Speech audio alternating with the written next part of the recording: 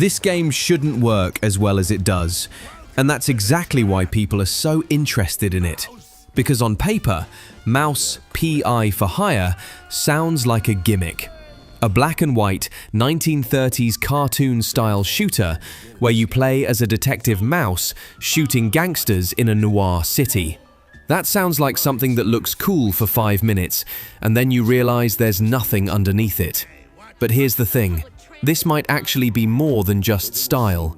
Mouse P.I. for Hire, developed by Fumi Games, is releasing April 16th, 2026, and it's built as a full-on first-person shooter with a story, progression, and a proper campaign. You play as Jack Pepper, a private investigator navigating a corrupt city filled with gangs, crime, and a deeper conspiracy hiding underneath it all. So yeah, it's not just chaos, there's actually a structure here. But let's start with the obvious, the reason you're even here, the art style. This is one of those games where the visuals don't just stand out, they carry the entire first impression.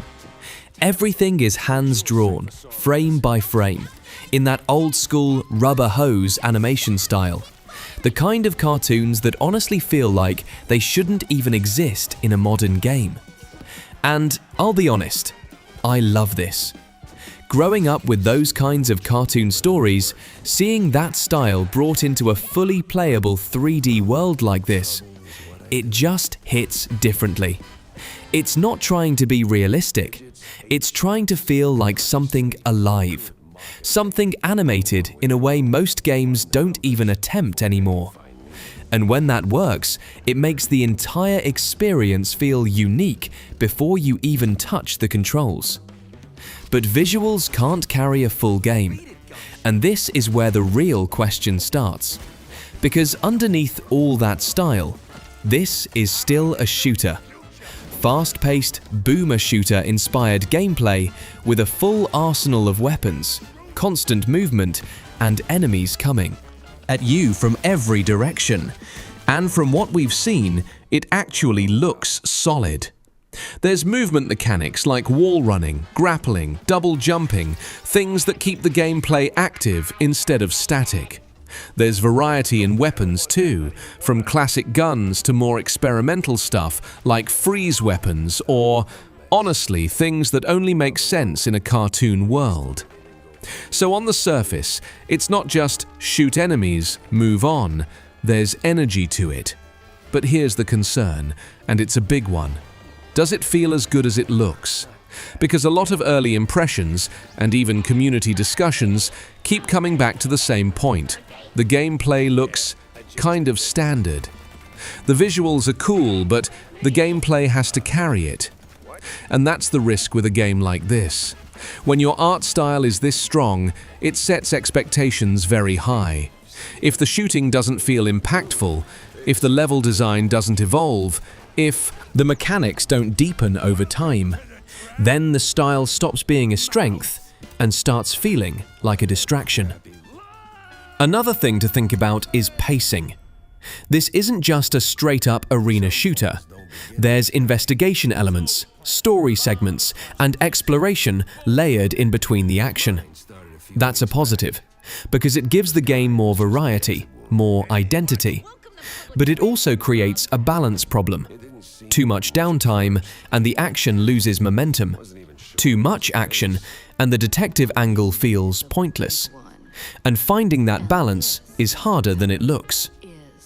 Now, one thing the game does seem to nail is atmosphere. The jazz soundtrack, the noir setting, the characters, the dialogue. It all comes together in a way that feels very intentional. It's not just a cartoon shooter. It's trying to be a full noir experience, just filtered through this bizarre, stylized lens. And honestly, that's where the game might win people over. Because even if the gameplay ends up being just good, the overall experience could still feel memorable. But again, that depends on execution. There are still unknowns, enemy variety, level design depth, how long the campaign stays interesting, whether the novelty wears off halfway through. And those are the kinds of things you won't really know until you're actually playing. So here's what it really comes down to. You should consider buying Mouse, PI for hire, if you're drawn to unique art styles, if you enjoy fast-paced shooters, and if you want something that feels different from the usual FPS formula. Especially if that old-school cartoon aesthetic means something to you, because this game absolutely leans into that. But you might want to wait, if you're looking for deep, refined shooting mechanics, or if you're worried that the gameplay might not live up to the visuals. Because this is one of those games where style sets the bar, and gameplay has to prove it deserves it. So what you're about to see next is exactly what you need. No commentary, no opinions, just gameplay. Watch how it moves. Watch how the shooting feels. Watch how quickly the style fades, or doesn't. Because with a game like this, that's what decides everything. Oh, nope, I don't want that, not even 1 iota. Hell of a mess, Steve. Another one? Please tell me they didn't go for the rule of 3.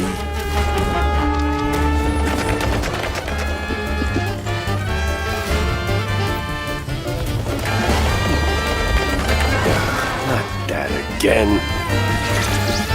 Exterminate! No enemy gets through. Yeah, I jinxed it, didn't I? Dance with me! What?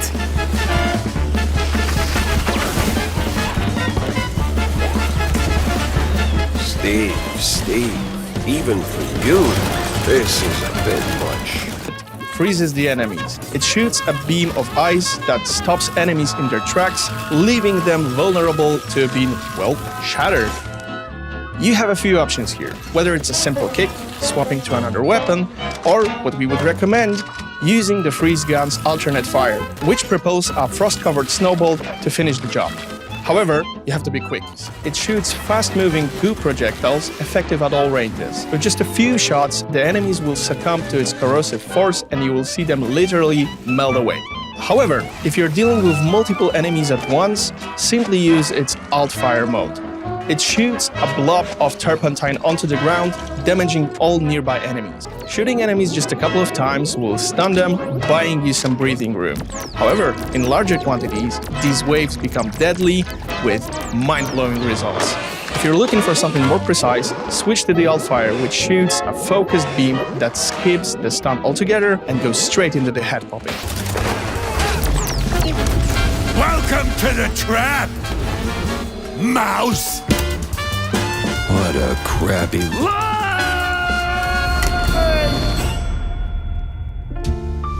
Some falls don't begin in the sky. So we plant a few bombs, watch the canisters go boom. Mine started a few weeks back. The sky was just the exit wound. Hey, watch! Welcome to public transit, bub. It didn't seem like much at first. Wasn't even sure it was a case. What you need is a big one. And this, Mr. Pepper, is the big one. But I won't die, right? What? Something within me, I don't know, old instinct maybe, said turn back.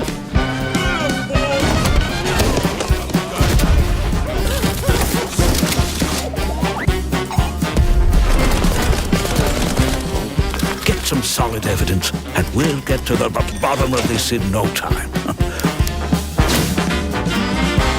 Tammy, ain't you a sight for sore eyes? Don't go count your mice just yet! They're coming! Just shut up and keep firing!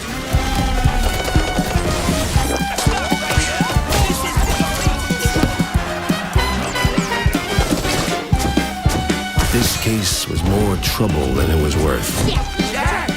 Jack! But, well, trouble is what I do.